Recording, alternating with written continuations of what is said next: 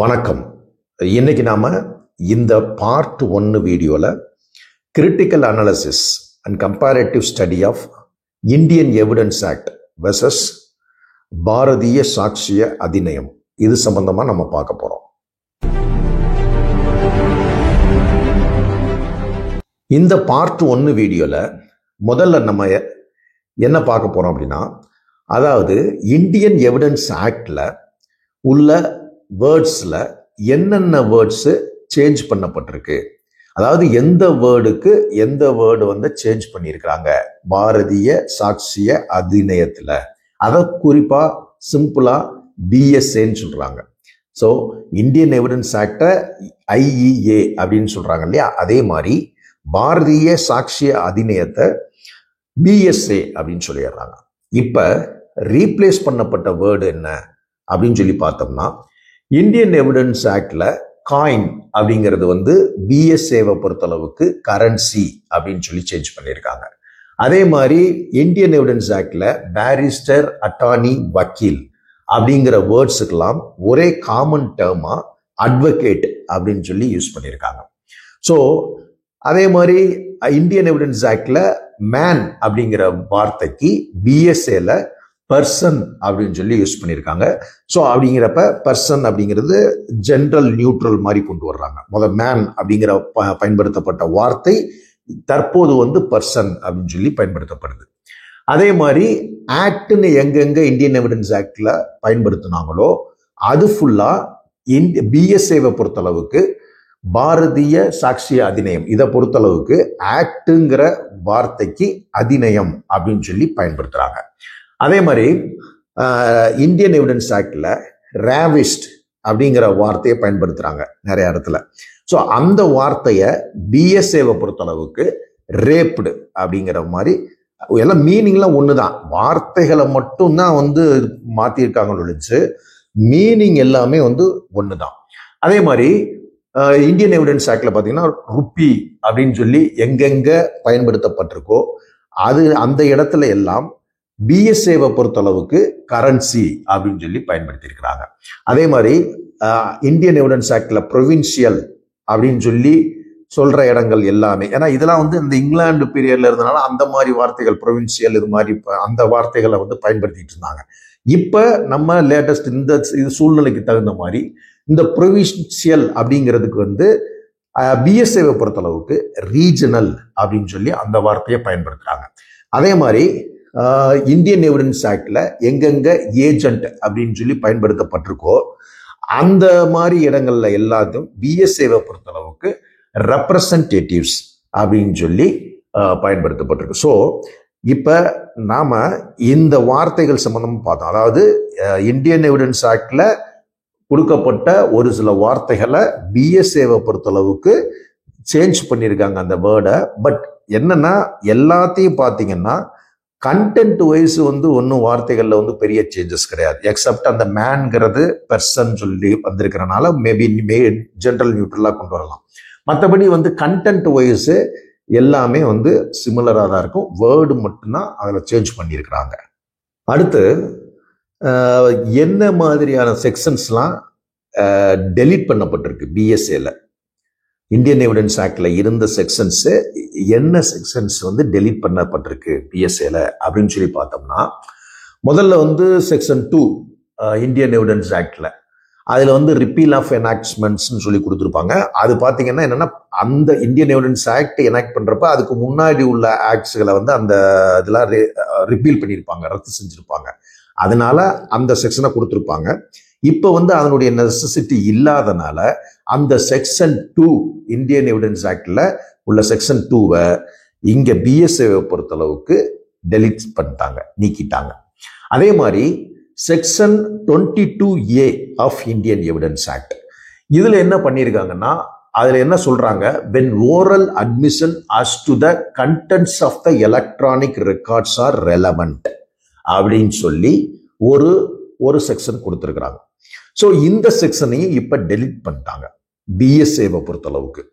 ஏன் டெலீட் பண்றாங்க, இது வந்து ஏன் டெலீட் பண்றாங்க அப்படின்னா, இந்த சிமிலர் இதை வந்து இதே எலக்ட்ரானிக் ரெக்கார்ட்ஸ் அதே மாதிரி document section 2(1)D Indian evidence ஆக்ட்ல 2(1)D BSA. இந்த BSAல வந்து என்ன பண்ணியிருக்காங்கன்னா டாக்குமெண்ட்னா என்ன அப்படின்னு சொல்லி டிஃபைன் பண்றாங்க.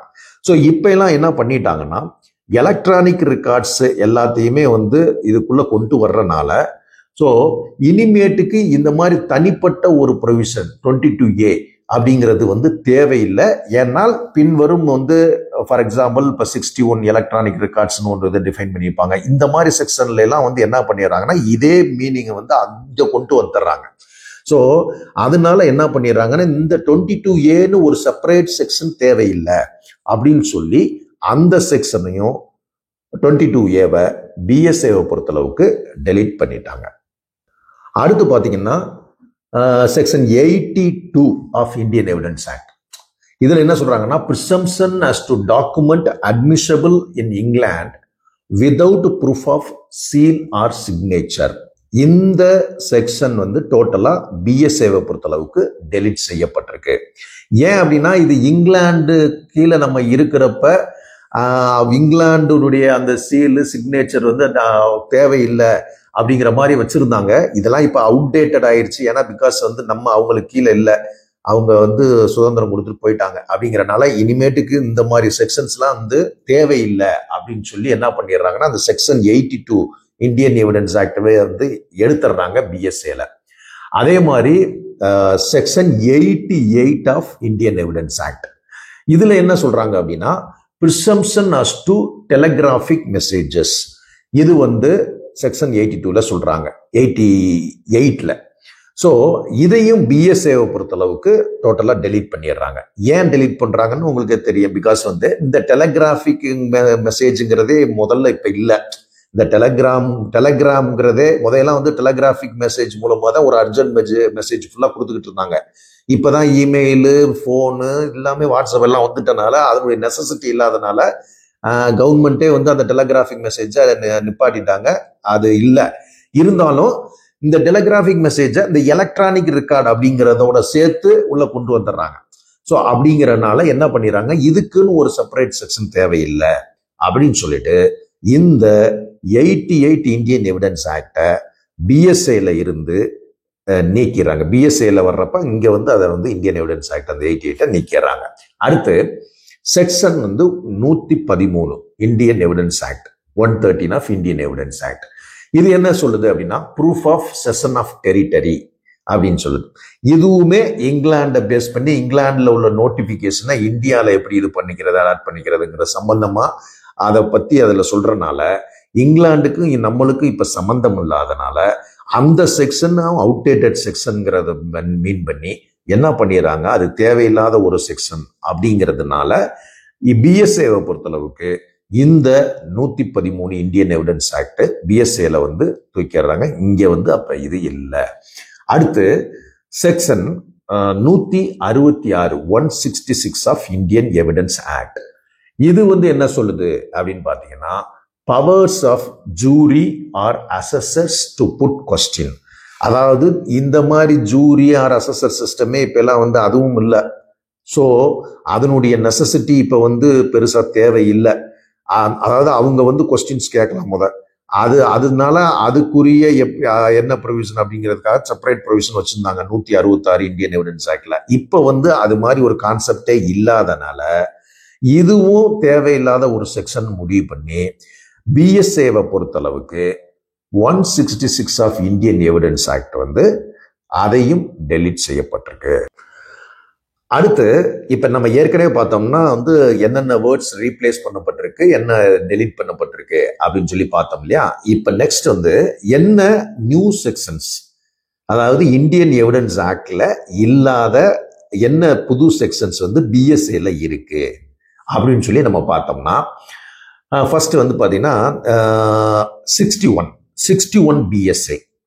இது வந்து எதை சொல்லுதுன்னா எலக்ட்ரானிக் ஆர் டிஜிட்டல் ரெக்கார்ட்ஸ்னா என்ன அப்படின்னு சொல்லி ஒரு டெஃபினேஷன் மாதிரி கொடுத்துட்றாங்க 61ல. ஸோ இதுல என்ன அப்படின்னா குறிப்பா என்ன சொல்ல வர்றாங்க அப்படின்னா ஒரு ஷார்ட்டா சொல்லணும்னா எலக்ட்ரானிக் ஆர் டிஜிட்டல் ரெக்கார்ட்ஸ் வந்து ஒரே சேம் லீகல் எஃபெக்ட், அதாவது டாக்குமெண்ட்டுக்கு டாக்குமெண்ட் ஆல்ரெடி நம்ம வந்து பார்த்தோம் இல்லையா, பிஎஸ்ஏல வந்து 2(1)D வாட் இஸ் டாக்குமெண்ட்னு டிஃபைன் பண்ணியிருப்பாங்க. ஸோ இப்போ இதுல என்ன, எலக்ட்ரானிக் ஆர் டிஜிட்டல் ரெக்கார்ட்ஸுக்கு டாக்குமெண்ட்டுக்கு என்ன வேலிடிட்டி, லீகல் எஃபெக்ட், வேலிடிட்டி, அதே மாதிரி என்ன என்ஃபோர்ஸபிலிட்டி கொடுத்துருக்குறாங்களோ டாக்குமெண்ட்டுக்கு, அதே legal effect, validity, enforceability electronic records, digital ரெக்கார்ட்ஸுக்கும் கொடுக்கப்பட்டிருக்கு அப்படிங்கிறது சொல்றது தான் இந்த செக்ஷன் 61 ஆஃப் பிஎஸ்ஏ. ஸோ அதனால இது ஒரு புது செக்ஷன். பட் இது எல்லாமே இந்த எலக்ட்ரானிக் ரெக்கார்ட்ஸ், டிஜிட்டல் ரெக்கார்ட்ஸ் சம்பந்தமா இந்தியன் எவிடன்ஸ் ஆக்டோ அல்லது வந்து நீங்க ஐபிசியா இருக்கட்டும் அல்லது முதல்ல சிஆர்பிசியா இருக்கட்டும், அங்கங்க வந்து என்ன பண்ணியிருப்பாங்கன்னா அமெண்ட்மெண்ட் வந்து ஆட் பண்ணிக்கிட்டே வந்திருப்பாங்க.